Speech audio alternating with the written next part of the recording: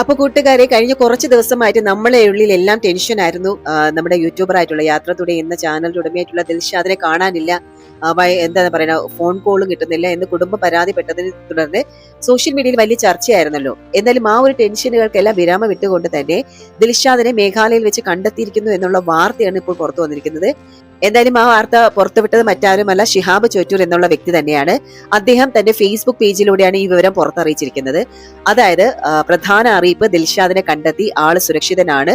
മേഘാലയ യാത്രക്കിടെ കാണാതായ ദിൽഷാദ് നിലവിൽ സുരക്ഷിതനായിരിക്കുന്നു എന്നുള്ള ആശ്വാസകരമായിട്ടുള്ള വിവരം പുറത്തു വന്നിട്ടുണ്ട്.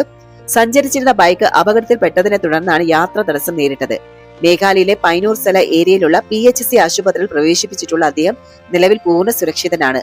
ആവശ്യമായിട്ടുള്ള പരിചരണങ്ങളും ശുശ്രൂഷകളും നൽകി വരുന്നുണ്ട്. ഇതുമായി ബന്ധപ്പെട്ട കൂടുതൽ വിശദാംശങ്ങളും തുടർന്നുള്ള വിവരങ്ങളും ലഭ്യമാകുന്ന മുറയ്ക്ക് ഉടൻ തന്നെ എല്ലാവരെയും അറിയിക്കുന്നതായിരിക്കും എന്നാണ് പുള്ളി പോസ്റ്റ് ചെയ്തിരിക്കുന്നത് കേട്ടോ.